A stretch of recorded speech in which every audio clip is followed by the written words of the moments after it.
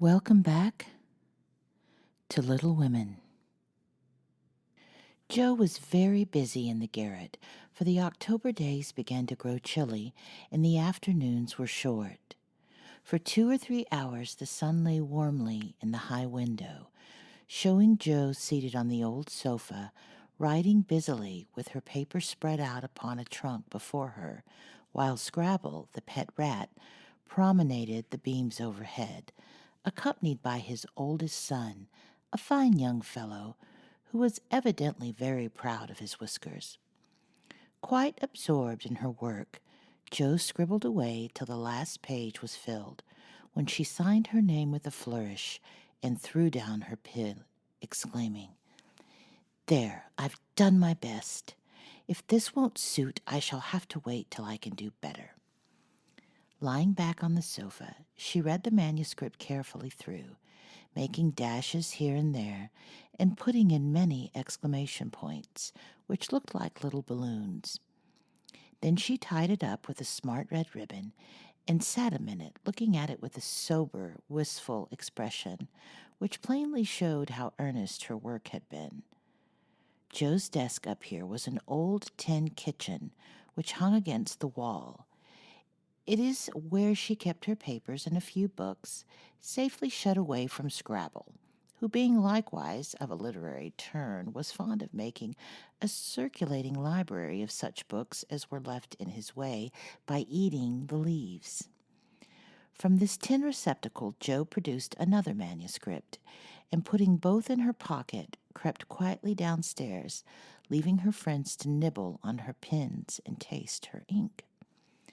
She put on her hat and jacket as noiselessly as possible, and going to the back entry window, got out upon the roof of a low porch, swung herself down to the grassy bank, and took a roundabout way to the road. Once there, she composed herself, hailed a passing omnibus, and rolled away to town, looking very merry and mysterious. If anyone had been watching her, he would have thought her movements decidedly peculiar, for on alighting she went off at a great pace till she reached a certain number in a certain busy street. Having found the place with some difficulty, she went into the doorway, looked up the dirty stairs, and after standing stock still a minute, suddenly dived into the street and walked away as rapidly as she came. This maneuver she repeated several times, to the great amusement of a black-eyed young gentleman lounging in the window of a building opposite. On returning for the third time, Jo gave herself a shake, pulled her hat over her eyes, and walked up the stairs, looking as if she were going to have all her teeth out. There was a dentist's sign, among others, which adorned the entrance, and after staring a moment at the pair of artificial jaws, which slowly opened and shut to draw attention to a fine set of teeth, the young gentleman put on his coat, took his hat, and went down to post himself in the opposite doorway, saying with a smile and a shiver, "It's like her to come alone, but if she has a bad time, she'll need someone to help her home." In 10 minutes, Jo came running downstairs with a very red face, and the general appearance of a person who had just passed through a trying ordeal of some sort. When she saw the young gentleman, she looked anything but pleased, and passed him with a nod. But he followed, asking with an air of sympathy, "Did you have a bad time?" "Not very." "You got through quickly?" "Yes, thank goodness." "Why did you go alone?" "Didn't want anyone to know." "You're the oddest fellow I ever saw. How many did you have out?" Jo looked at her friend as if she did not understand him, then began to laugh as if mightily amused at something. "There are 2 which I want to have come out, but I must wait a week." "What are you laughing at?" "You're up to some mischief, Jo," said Laurie, looking mystified. "So are you. What were you doing, sir, up in that billiard saloon?" "Begging your pardon, ma'am, it wasn't a billiard saloon, but a gymnasium, and I was taking a lesson in fencing." "I'm glad of that." "Why?" "You can teach me, and then we'll play Hamlet. You can be Laertes, and we'll make a fine thing of the fencing scene." Laurie burst out with a hearty boy's laugh, which made several passers-by smile in spite of themselves. I'll teach you whether we play Hamlet or not. It's grand fun and will straighten you up capitally, but I don't believe that was your only reason for saying I'm glad in that decided way, was it? No, I was glad that you were not in the saloon because I hope you never go to such places. Do you? Not often. I wish you wouldn't. It's no harm, Joe. I have billiards at home, but it's no fun unless you have good players, so I'm fond of it. I can sometimes have a game with Ned Moffat or some of the other fellows. Oh, dear, I'm so sorry, for you'll get to liking it better and better, and will waste time and money and grow like those dreadful boys. I did hope you'd stay respectable and be a satisfaction to your friends, said Jo, shaking her head. Can a fellow take a little innocent amusement now and then without losing his respectability? Asked Laurie, looking nettled. That depends upon how and where he takes it. I don't like Ned and his set, and I wish he'd keep out of it. Mother won't let us have him at our house, though he wants to come. And if you grow like him, she won't be willing to have us frolic together as we do now. Won't she? Asked Laurie anxiously. No, she can't bear fashionable young men, and she'd shut us all up in bandboxes rather than have us associate with them. Well, she needn't get out her bandboxes yet. I'm not a fashionable party and don't mean to be, but I do like harmless larks now and then, don't you? Yes, nobody minds them, so lark away, but don't get wild, will you? Or there'll be an end to all of our good times. I'll be a double-distilled saint. Oh, I can't bear saints. Just be a simple, honest, respectable boy, and we'll never desert you. I don't know what I should do if you acted like Mr. King's son. He had plenty of money, but didn't know how to spend it, got tipsy, gambled, ran away, and forged his father's name. He was altogether horrid. You think I'm likely to do the same? Much obliged. No, I don't. Oh, dear, no. But I hear people talking about money being such a temptation, and I sometimes wish you were poor. I shouldn't worry then. Do you worry about me, Joe? A little, when you look moody and discontented, as you sometimes do, for you've got such a strong will. If you once get started wrong, I'm afraid it would be hard to stop you. Laurie walked in silence a few minutes, and Joe watched him, wishing she had held her tongue, for his eyes looked angry, though his lips smiled as if at her warnings. Are you going to deliver lectures all the way home? He asked presently. Of course not. Why? Because if you are, I'll take the bus. If you're not, I'd like to walk with you and tell you something very interesting. I won't preach any more, and I'd like to hear the news immediately. Very well, then. Come on. It's a secret, and if I tell you, you must tell me yours. I haven't got any, began Jo, but stopped suddenly, remembering that she had. You know you have. You can't hide anything, so up and fess, or I won't tell, cried Laurie. Is your secret a nice one? Oh, it isn't. All about people you know, and such fun. You ought to hear it, and I've been aching to tell it this long time. Come, you begin. You'll not say a word about it at home, will you? Not a word. And you won't tease me in private. I never tease. Yes, you do. You get everything you want out of people. I don't know how you do it, but you're a born wheedler. Thank you. Fire away. Well, I've left 2 stories with a newspaperman, and he's to give his answer next week, whispered Jo in her confidante's ear. Hooray for Miss March, the celebrated American authoress, cried Laurie, throwing up his hat and catching it again, to the great delight of 2 ducks, 4 cats, 5 hens, and half a dozen Irish children, for they were out of the city now. Hush, it won't come to anything, I dare say, but I couldn't rest till I'd tried, and I said nothing about it, because I didn't want anyone else to be disappointed. It won't fail. Why, Jo, your stories are works of Shakespeare. compared to the half the rubbish that's published every day. Won't it be fun to see them in print? And shan't we feel proud of our authoress?" Joe's eyes sparkled, for it's always pleasant to be believed in, and a friend's praise is always sweeter than a dozen newspaper puffs. "Where's your secret? Play fair, Teddy, or I'll never believe you again," she said, trying to extinguish the brilliant hopes that blazed up at a word of encouragement. "I may get into a scrape for telling, but I didn't promise not to, so I will. For I never feel easy in my mind till I've told you any plummy bit of news I get. I know where Meg's glove is." "Is that all?" said Joe, looking disappointed, as Laurie nodded and twinkled with a face full of mysterious intelligence. "It's quite enough for the present, as you'll agree when I tell you where it is." "Tell, then." Laurie bent and whispered 3 words in Joe's ear, which produced a comical change. She stood and stared at him for a minute, looking both surprised and displeased, then walked on, saying sharply, "How do you know? Saw it. Where? Pocket. All this time? Yes, isn't that romantic? No, it's horrid. Don't you like it? Of course I don't. It's ridiculous. It won't be allowed. My patience. What would Meg say? You're not to tell anyone, mind that. I didn't promise. That was understood, and I trusted you. Well, I won't for the present anyway, but I'm disgusted and wish you hadn't told me. I thought you'd be pleased. At the idea of anybody coming to take Meg away?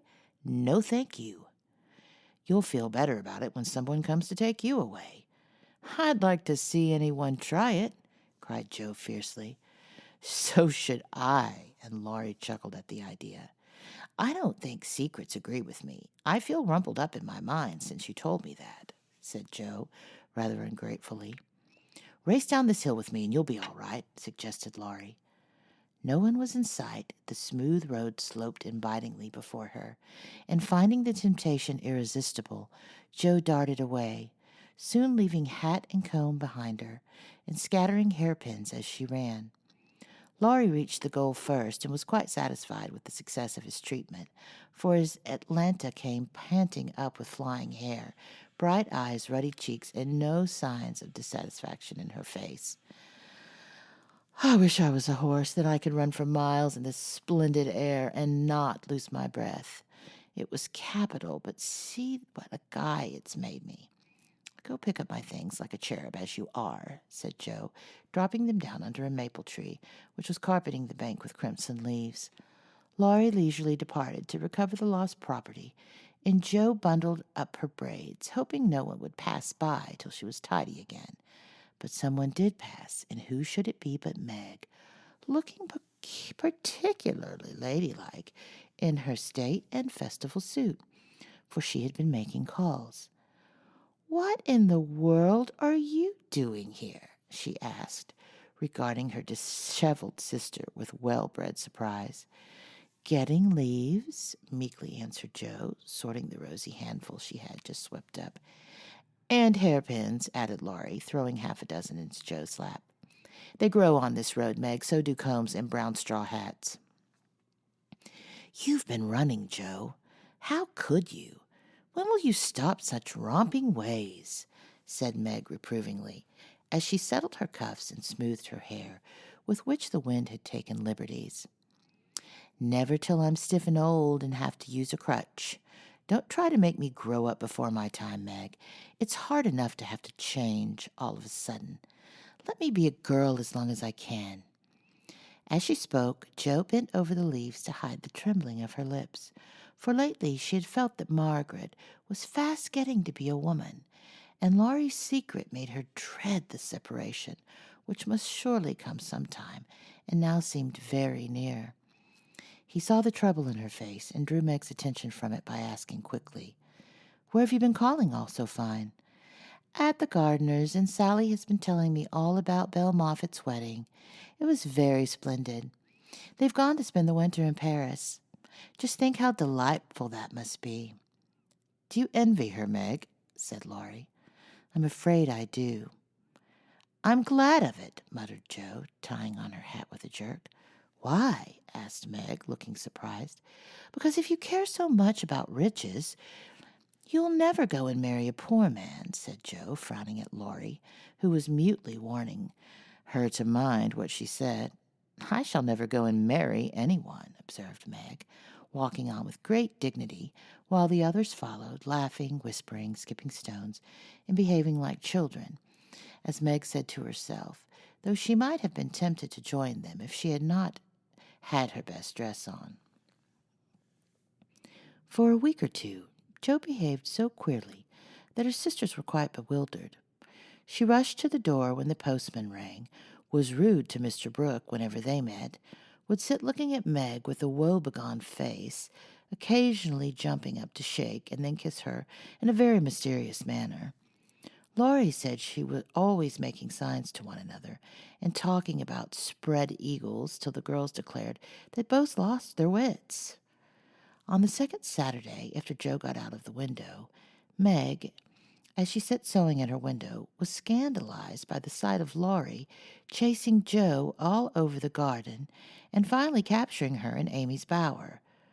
What went on there Meg could not see, but shrieks of laughter were heard, followed by the murmur of voices and a great flapping of newspapers. "What shall we do with this girl? She never will behave like a young lady," sighed Meg as she watched the race with a disapproving face. "I hope she won't. She's so funny and dear as she is," said Beth, who had never betrayed that she was a little hurt at Jo's having secrets with anyone but her. "It's very trying, but we never can make her comey la faux," added Amy, who sat making some new frills for herself, with her curls tied up in a very becoming way. Two agreeable things that made her feel unusually elegant and ladylike. In a few minutes Jo bounced in, laid herself on the sofa, and affected to read. "Have you anything interesting there?" asked Meg, with condescension. "Nothing but a story, but won't amount to much, I guess," returned Jo, carefully keeping the name of the paper out of sight. "You'd better read it aloud. That will amuse us and keep you out of mischief," said Amy, in her most grown-up tone. "What's the name?" asked Beth, wondering why Jo kept her face behind the sheet. "The Rival Painters." "That sounds well. Read it," said Meg. With a loud ahem and a long breath, Jo began to read very fast. The girls listened with interest, for the tale was romantic, and somewhat pathetic as most of the characters died in the end. "I like that about the splendid picture," was Amy's approving remark as Jo paused.